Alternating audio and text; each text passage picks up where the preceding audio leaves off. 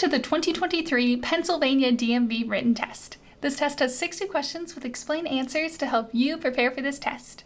Before we get started, don't forget to jumpstart that like button to keep this channel running. Now here is your DMV instructor to walk you through the questions. Question 1. When you are parking on a hill with the front of the vehicle facing downhill and there is a curb, which way should the wheels be turned? A. Away from the curb. B. Towards the curb. C. Straight. D. It doesn't matter. The correct answer is B. Towards the curb.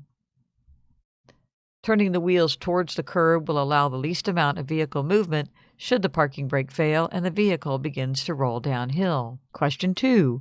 When you are parking on a hill with the front of the vehicle facing uphill and there is a curb, which way should the wheels be turned? A. Away from the curb. B. Towards the curb. C. Straight. D. It doesn't matter. The correct answer is A. Away from the curb.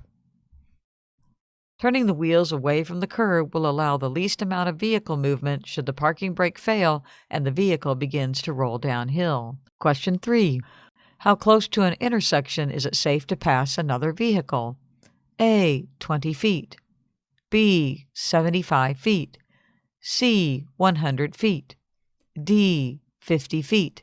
The correct answer is C. 100 feet. You should not pass another vehicle within 100 feet of an intersection, railroad crossing, tunnel, crosswalk, or underpass. There is not enough time for you or others to stop or react to prevent a collision. Question 4. When is it okay to park in front of mailboxes?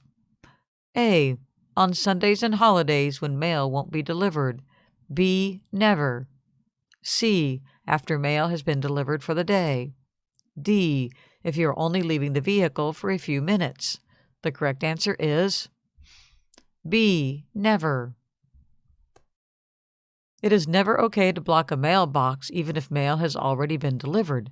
Someone may still need access to the mailbox to check their mail. Question 5. What does the term blind spots refer to when operating a vehicle? A. Areas that you can't see from your vehicle. B. Places non-seeing people cross the road. C. Areas that other drivers can't see from their vehicles. D. Both A and C are correct. The correct answer is D. Both A and C are correct. There are areas that you, as the driver, will not be able to see around your vehicle that a pedestrian or another vehicle might be in. Likewise, there are areas around other vehicles that the driver will not be able to see your vehicle if your vehicle should enter them. It is important that you are aware of these areas to avoid potential collisions. Question 6. How far from the curb should you park when parallel parking? A. At least 6 inches. B. No more than 12 inches. C. At least 12 inches. D. No more than 6 inches. The correct answer is B. No more than 12 inches. Parking more than 12 inches from the curb would leave your vehicle in the way of traffic and present a safety hazard for other drivers. Question 7. When you are parking on a hill with the front of the vehicle facing uphill and there is a curb, which way should the wheels be turned? A. Away from the curb. B. Towards the curb. C. Straight. D. It doesn't matter. The correct answer is A. Away from the curb. Turning the wheels away from the curb will allow the least amount of vehicle movement should the parking brake fail and the vehicle begins to roll downhill. Question 8. When you are parking on a hill with the front of the vehicle facing downhill and there is a curb, which way should the wheels be turned? A. Away from the curb. B. Towards the curb. C. Straight. D. It doesn't matter. The correct answer is B. Towards the curb. Turning the wheels towards the curb will allow the least amount of vehicle movement should the parking brake fail and the vehicle begins to roll downhill. Question 9. On a street that allows parking but also has a fire hydrant, how far must you park from the fire hydrant? A. At least 25 feet.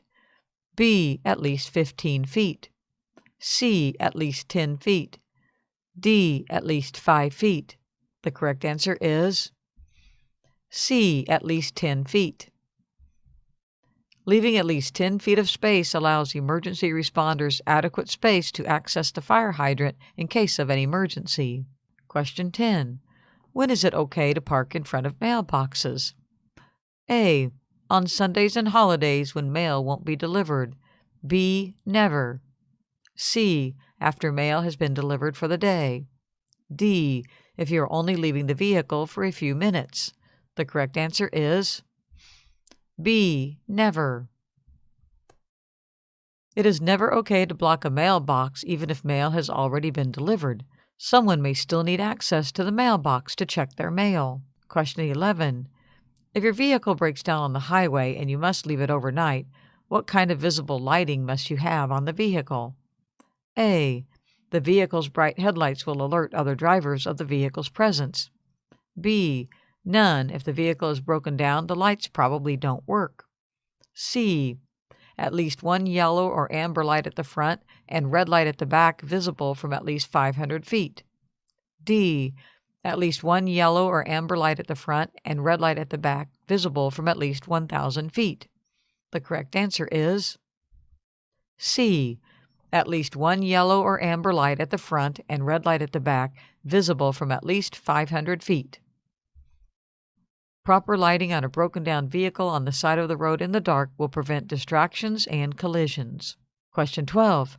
If the passengers in your vehicle don't want to wear their seatbelt, it is their responsibility. Is it considered your responsibility or the driver's? A. The passengers. B. The driver's. C. The driver's only if the passenger is a minor child. D. The driver's only if the passenger is in the front seat. The correct answer is B. The driver's. The driver is in control of the vehicle and doesn't have to move the vehicle until everyone is buckled up. The driver is ultimately responsible for the safety of everyone in the vehicle. Question 13.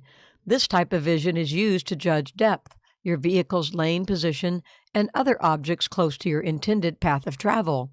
A. Central vision. B. Path of travel. C. Fringe vision. D. Braking distance. The correct answer is C. Fringe vision. Fringe vision helps a driver by altering the central vision and judging a vehicle's speed and distance. Question 14. When traveling with children, which children need a car seat or booster seat? A. An infant under 20 pounds. B. A 5-year-old under 40 pounds. C. A 7-year-old under 60 pounds. D. All of the above. The correct answer is D. All of the above. All of these children are under the weight limits and age limits to ride without a proper car seat or booster seat. Small children's bodies are not fully developed, and the risk of injury or death is far greater for them than it is for older children or adults in even a small collision. Question 15. When is it safe to leave children in the vehicle? A. If you leave the keys in it and leave it running so the air conditioning or heat stay on. B. If you'll be right back. C. If it is daytime. D. Never. The correct answer is D. Never. Children should never be left in a vehicle without supervision. The vehicle could quickly become too hot or cold. Someone could break in and abduct or harm the children, or the vehicle could be involved in a collision while you are away. Question 16. How old should someone be before they ride in the front seat? A. 10. B. 8. C. 15. D. 13. The correct answer is D. 13. Because of the force of airbag deployment in a collision, younger passengers should ride in the back to avoid further injury in a collision. Airbags will keep older, adult-sized passengers safe, but can seriously injure smaller passengers. Question 17. If you are in an accident and someone is injured, what should you do? A. Call 911 and wait for them to help. B. Call 911, then administer first aid if you are certified, or do what you can to help the injured person if you are not first aid certified. C. Help yourself and make sure everyone knows you didn't cause the accident. D. Leave so that no one knows you were there so you don't get in trouble. The correct answer is B. Call 911, then administer first aid if you are certified, or do what you can to help the injured person if you are not first aid certified. You are legally obligated to call 911 to report the accident and provide help to an injured person in an accident. Leaving the scene or ignoring the injured person will put you at a legal risk, plus it is morally unsound. Question 18. When you come to a stop sign, what must you do? A. Come to a complete stop and check for safety before proceeding. B. Slow down enough to make sure it is safe to proceed through the intersection. C. Only stop or slow down if you see other traffic or pedestrians. D. Stop and wait for it to turn green before proceeding. The correct answer is A. Come to a complete stop and check for safety before proceeding. Anytime you come across a stop sign, you must stop and check for safety before proceeding. You might have to wait for other traffic or pedestrians, or may even have to take turns if multiple vehicles approach the same intersection at the same time. Follow the right-of-way turns. Question 19. How far in front of or behind a school bus with flashing lights and extended stop sign should you stop? A. 10 feet. B. 15 feet. C. 25 feet. D. 20 feet. The correct answer is D. 20 feet. Children may cross within 10 feet of the stopped bus. To give them a safe amount of space, you should stop 20 feet from the front or back of the bus. Question 20. If you pass a school bus when it has flashing lights and a stop sign extended, how many hours later may you be arrested by a police officer? A. 1 hour. B. 8 hours. C. 4 hours. D. 12 hours. The correct answer is C. 4 hours. Passing a school bus with flashing lights and an extended stop sign puts the lives and safety of many people and children at risk. Buses are equipped with cameras, and bus drivers can and will report illegal passes. You can be arrested up to 4 hours after illegally passing a bus when the lights are flashing and the stop sign is extended. Question 21. When two vehicles reach an intersection with no traffic light at the same time, which vehicle has the right-of-way? A. The vehicle on the left. B. The vehicle on the right. C. The vehicle that goes faster. D. The drivers have to decide by means of waves and hand signals. The correct answer is B. The vehicle on the right. If there is no traffic light and both vehicles have reached the intersection at the same time, the vehicle on the right will have the right-of-way. Question 22. When a funeral procession is identified with headlights or hazard lights, do they have the right-of-way? A. Yes. B. No. C. Only on days appropriate for funerals. D. Only on Sundays. The correct answer is yes. Funeral processions will be identified with headlights and hazard lights. They usually follow a hearse and are sometimes escorted by emergency vehicles. The funeral procession has the right-of-way, and you should yield to the entire procession. Question 23. You should signal at least blank before your turn.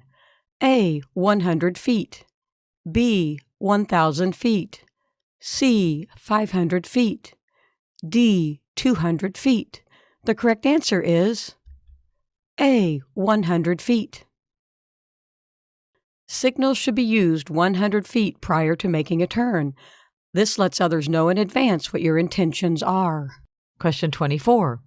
If another vehicle is stopped to allow a pedestrian to cross the road, is it allowable to pass that vehicle? A. Yes, if the pedestrian is not in your lane of traffic. B. No. C. Only if you can do so without harming the pedestrian. D. If the pedestrian is not in a crosswalk, it is fine. The correct answer is B. No. Pedestrians have the right-of-way. Violating the pedestrian right-of-way law is not only illegal, but dangerous. Question 25. How close should you follow a motorcycle? A. Closer than a regular vehicle. B. At least 20 feet. C. At least one vehicle length. D. At least as far as a regular vehicle or farther. The correct answer is D. At least as far as a regular vehicle or farther. Because motorcycles can weave and topple, it is important to give them as much or more space than a regular vehicle in case of an accident. Following too closely is dangerous and illegal. Question 26. Is it safe to move into the empty space a large commercial vehicle like a bus, semi, or construction vehicle have right in front of them while traveling on the highway? A. Yes. B. No. C. Only if you're quick about it. D. If you're in a hurry, it is fine. The correct answer is B. No. Not only is the space directly in front of larger vehicles a blind spot, it takes larger vehicles longer to stop. If you have to stop suddenly, they might not see that or might not be able to stop in time and could rear-end your vehicle, causing serious damage to your vehicle and even serious injury or death to you and your passengers. Remember, your vehicle traveling at 55 miles per hour can stop within 130 to 140 feet, while a fully loaded tractor trailer may require more than 400 feet. Question 27. How far should you stop from railroad tracks or gate? A. At least 15 feet. B. At least 6 feet. C. 12 feet. D. 6 feet. The correct answer is A. At least 15 feet. Stopping at least 15 feet from the railroad tracks or gate is the safest course of action. It leaves a buffer space for flying debris or from a rear-end collision that could push your vehicle forward towards the tracks and train. Question 28. Certain types of vehicles stop at all railroad tracks. For example, a school bus must stop at all railroad crossings. Is it legal to pass these vehicles at the railroad crossing? A. Yes. B. No. C. If they are stopped for more than a minute, yes. D. If they are stopped for more than 30 seconds, yes. The correct answer is B. No. If you are within 100 feet of a railroad crossing, it is dangerous and illegal to pass any vehicle. Question 29. If you approach an intersection with a traffic light, but the traffic light is not operational, how should you treat the intersection? A. A free-for-all. Vehicles can just go and people should look out for themselves. B. Uncontrolled or like a stop sign. Vehicles should take turns. The one on the right has the right-of-way. C. Vehicles on the main road will have the right-of-way. Vehicles on the other road will have to wait. D. All of the above, depending where you are. The correct answer is B. Uncontrolled or like a stop sign. Vehicles should take turns. The one on the right has the right-of-way. If the traffic lights are unoperational, the intersection should be treated as an uncontrolled intersection like a stop sign. Vehicles should take turns moving through the intersection, yielding right-of-way to the vehicle furthest to the right, or first to arrive at the intersection. Question 30. Is it acceptable to enter the intersection if you would be unable to pass entirely through the intersection due to stopped or slow traffic blocking your path ahead? A. Yes, as long as you do so while the light is green. B. Yes, as long as you enter before the light turns red. C. Yes, if you think you can clear the intersection before the light turns red. D. No. The correct answer is D. No. If your path is blocked by slow or stopped traffic, you must wait for that traffic to move, even if your traffic light is green, if it means you will be blocking the intersection. You could end up stuck in the intersection when the light turns green for cross traffic or blocking the path of emergency vehicles. It is dangerous and illegal. Question 31. A steady red traffic light or steady red traffic arrow means what? A. Stop, wait for the light to turn green. B. Go when your path is clear. C. Stop, go when it is your turn. D. Go slow. The correct answer is A. Stop, wait for the light to turn green. Always stop at a steady red traffic light or steady red arrow. Question 32. A flashing red traffic light or flashing red arrow mean what? A. Stop, wait for the light to turn green. B. Go when your path is clear. C. You must come to a complete stop, and if there are no traffic signs prohibiting you from turning on a red light, you may proceed when it is safe. D. Go slow.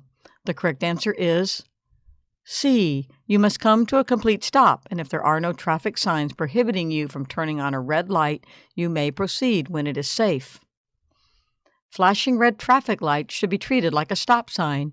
You should stop, yield to the other vehicles. You can then proceed when it is safe. Question 33. When lane use control signals are in use, a steady yellow X means what? A. You should speed up or slow down. B. You should move into another lane. C. You should prepare to stop. D. Any of the above. The correct answer is B. You should move into another lane. A steady yellow X means you should prepare to move to another lane. A steady red X will be displayed next, and you will not be able to occupy that lane at that time. Question 34. When lane use control signals are in use, a flashing yellow X means what? A. You should speed up or slow down. B. You should move into another lane. C. You should prepare to stop. D. You can use that lane to make a left turn. The correct answer is D. You can use that lane to make a left turn. A flashing yellow X means you can use that lane to make a left turn. Question 35. What do white pavement markings on the road mean? A. Traffic traveling in the same direction.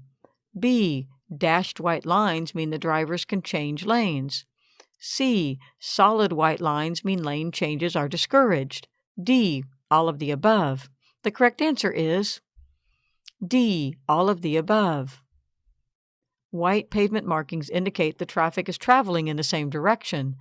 If the lines are dashed, it is considered safe to change lanes in that area. If the lines are solid, it is not considered safe to change lanes in that area. Question 36.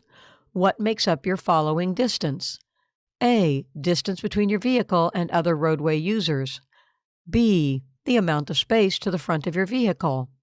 C. The amount of space to the back of your vehicle. D. Following distance is not something you need to worry about when driving. The correct answer is A. Distance between your vehicle and other roadway users.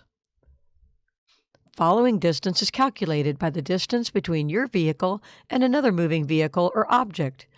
If you are driving in adverse weather, you should always increase your following distance in order to give yourself more time to avoid a conflict if needed. Question 37. What is black ice and why is it so dangerous? A. It does not exist. There is no such thing as black ice. B. Something your friends at school use to change the color of their drinking water. C. You drive a four-wheel drive car, so you do not need to be concerned about black ice. D. A thick coat of highly transparent ice, which means it blends into the road well and makes it harder to see. The correct answer is D. A thick coat of highly transparent ice, which means it blends into the road well and makes it harder to see. Black ice is very hard to see. This is what makes it so dangerous. When driving in colder temperatures and the pavement is wet, there is always a chance for black ice to occur. Black ice frequently occurs when the sun warms snow and ice during the day, temperatures drop once the sun goes down, and the snow and ice that turned into water will now freeze, making it hard to see. An area of the roadway might look wet when indeed it is ice. Be prepared when driving during these types of situations. Question 38. What is the 3-second rule? A. If you drop your snack on the floor of your vehicle, it is safe to eat if you retrieve it within 3 seconds. B. You can use your cell phone if it is only for 3 seconds. C. It helps you adjust your following distance when following another vehicle. D. It is how fast you should put on your seatbelt upon entering the vehicle. The correct answer is C. It helps you adjust your following distance when following another vehicle. When following another vehicle, pick a fixed point of reference like a light pole and count off 3 seconds. If you don't finish counting 3 seconds before reaching the point of reference, you are following too closely and need to slow down to adjust your following distance. If road conditions are poor or your vehicle is larger, increase the rule to 4 or 5 seconds. Question 39. Define visual lead. A. Area from the front of the vehicle that helps you gather information from the driving scene. B. A line that extends from the back of your vehicle. C. The area around your vehicle. D. All of the above. The correct answer is A. Area from the front of the vehicle that helps you gather information from the driving scene. Visual lead is an area of 20 to 30 seconds from the front of your vehicle.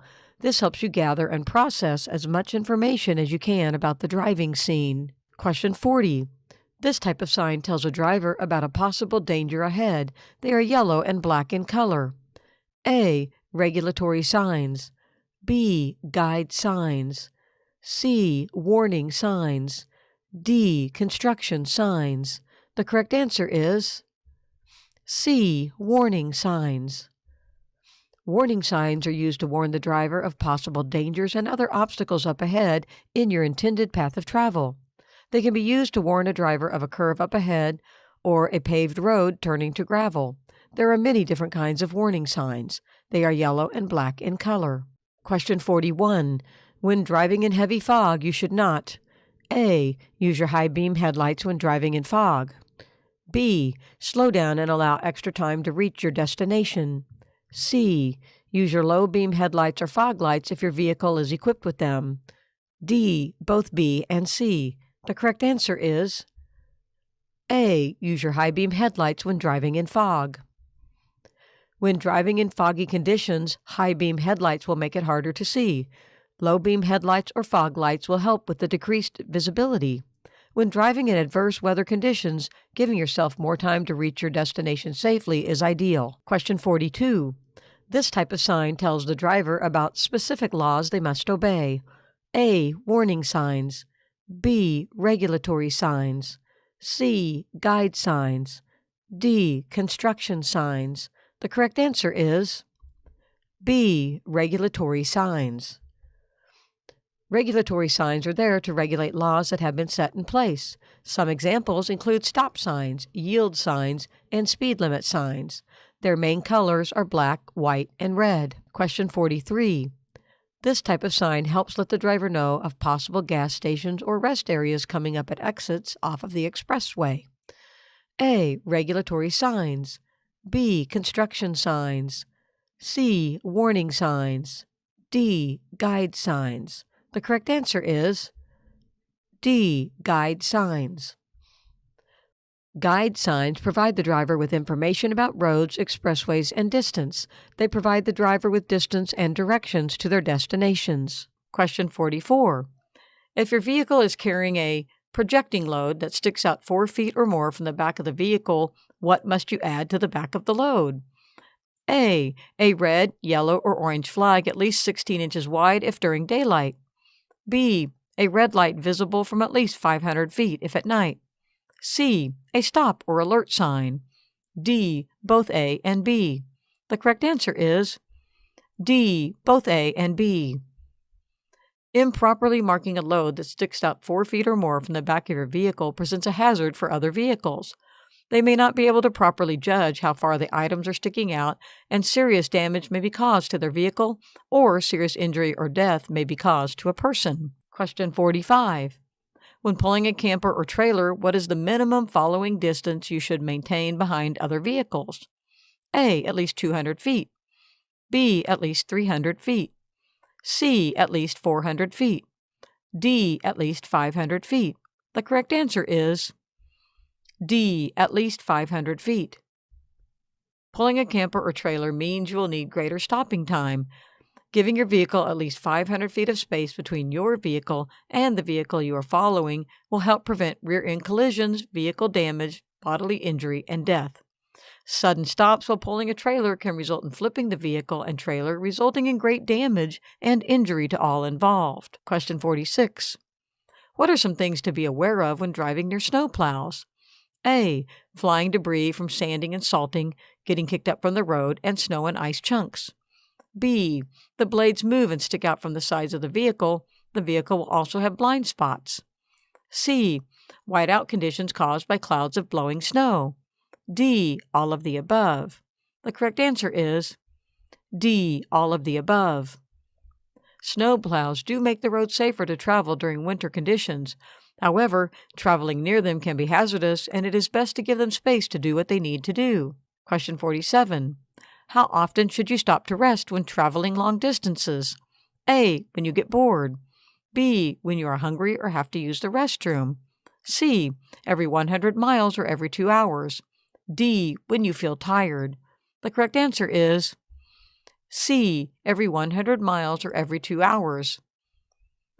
It is easy to quickly become tired when traveling long distance, even if you are well rested. Stopping every 100 miles or a couple of hours to get out of the vehicle and move around gives your body a chance to stretch, loosen up, and get your circulation going. This is an opportune moment to grab a bite to eat and use the restroom too. Question 48. Which of the following items listed below can affect your ability to drive safely? A. Over-the-counter medications. B. Illegal drugs. C. Marijuana. D. All of the above. The correct answer is D. All of the above. Alcohol, marijuana, and other illegal drugs affect your ability to drive safely. Over-the-counter medications, such as Benadryl, which can cause drowsiness and affect your ability to drive safely. Question 49. Which of the following defines hydroplaning best? A. When you drive your vehicle on a lake or other body of water. B. When water collects under your vehicle's tires so that they no longer make contact with the road. C. When you drive in the rain. D. When you drive so fast in the rain it feels like flying. The correct answer is B. When water collects under your vehicle's tires so that they no longer make contact with the road. Hydroplaning is dangerous. You can easily lose control of the vehicle and hit another vehicle or go off the road when hydroplaning. If you find yourself in a situation where your vehicle is hydroplaning, take your foot off the accelerator until the tires make contact with the road again and you regain control of the vehicle. Question 50. Which of the following is the best alternative you can do instead of drinking and driving? A. Allowing your friend who has only had one drink to drive you home. B. You can drive yourself home because you have only had a half of can of beer. C. As long as everyone is wearing their seatbelts, no one will even know you have been drinking, so you will not be pulled over. D. Call someone for a ride, or stay home because you know everyone there will be drinking and they will want to peer pressure you into drinking with them. The correct answer is D. Call someone for a ride, or stay home because you know everyone there will be drinking and they will want to peer pressure you into drinking with them. Consuming even small amounts of alcohol impair your ability to operate a motor vehicle. If you have been drinking and drove your vehicle there, leave your vehicle there until tomorrow and call your parents, a rideshare, or anyone that has not been drinking. That can get you home safely. Question 51. If an oncoming vehicle is approaching in your lane, what should you do? A. Move to the left, oncoming lane. B. Move to the right, possibly shoulder. C. Honk. D. Both B and C. The correct answer is D. Both B and C. It is important to not move into the left or oncoming lane because the driver of the other vehicle may correct their course of travel and steer back into the left lane, hitting your vehicle. It is better to veer off the road and honk at them to alert them and others of the danger. Question 52. If your vehicle stalls on the railroad tracks and a train approaches, what should you do? A. Run towards the train and try to stop it. B. Remove all passengers from the vehicle and move in a 45-degree angle away from the train to avoid being struck by flying debris. C. Try to push the vehicle off the tracks before the train gets there. D. Turn on your vehicle's hazard lights and honk the horn. The train conductor can stop soon enough. The correct answer is B. Remove all passengers from the vehicle and move in a 45-degree angle away from the train to avoid being struck by flying debris. Trains are not likely to be able to stop once the conductor realizes something is on the tracks.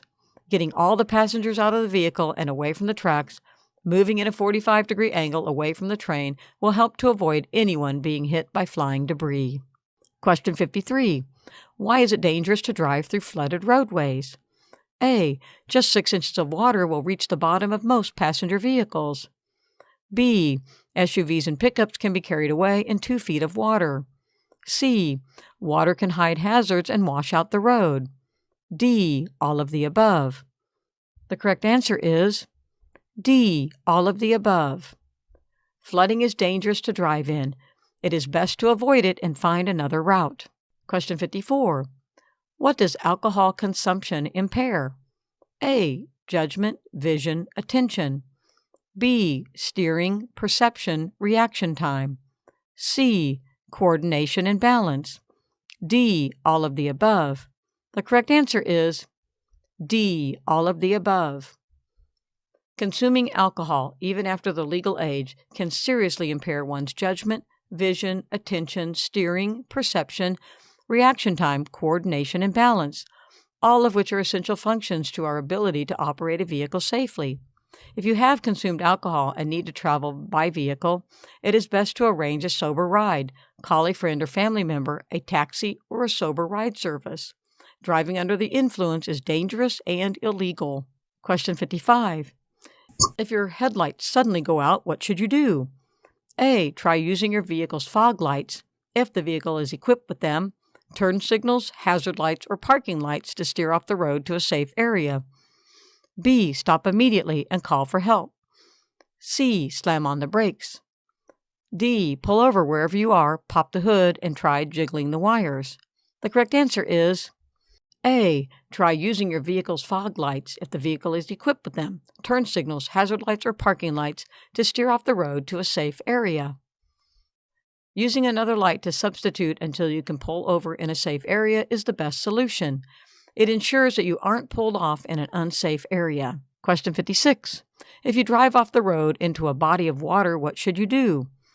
A, open the door immediately and swim to safety. B, let the vehicle sink, then swim up to the surface. C, nothing, the vehicle will float, just steer back towards land. D, open the window and exit through the window. The correct answer is D, open the window and exit through the window.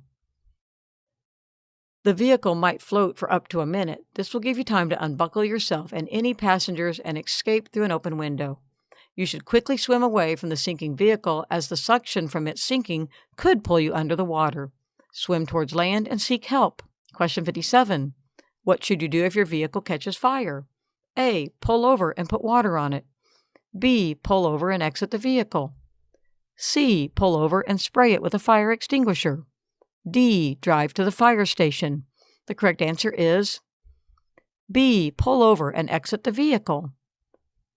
You should pull over and exit the vehicle. The fire is likely under the hood. Opening the hood will expose it to more oxygen and could make it larger. Putting water on it will likely cause it to spread. Taking time to drive to the fire station will give it time to grow and become more dangerous. Question 58. This is a warning sign that a driver might be fatigued. A, yawning or rubbing their eyes. B, changing lanes often. C, turning the heat on. D, locking the vehicle doors. The correct answer is A, yawning or rubbing their eyes. Yawning and rubbing your eyes are both signs of fatigue. Fatigue can happen to anyone at any time. If a driver becomes fatigued, they need to find a safe spot to pull over into. The driver needs to get some sleep before they can continue driving. Many of us in today's society become fatigued. Our lives have become go, go, go. Fatigue and driving can make a very deadly duo. Question 59. It is blank responsibility for operating a vehicle in a safe and appropriate manner. A, the passengers. B, the parents of the passengers. C, the person who owns the vehicle. D, the driver. The correct answer is D, the driver. The driver is always responsible for anything that happens while the vehicle is in motion. The driver is also responsible for ensuring that every passenger in their vehicle is correctly wearing their seatbelts as well. Question 60. How can careless driving be defined? A, driving in a way that can cause harm to a person or property. B, happily driving without a care in the world. C, not caring about what you are doing when you are driving. D, feeling like it doesn't matter how you drive. The correct answer is A, driving in a way that can cause harm to a person or property. Careless driving is dangerous. You can cause harm to others or property when you practice careless driving. Hope you enjoyed this video. If you still need more practice, then check out these videos or click the first link in your description to get your cheat sheet, which will help you pass your DMV exam on your first try.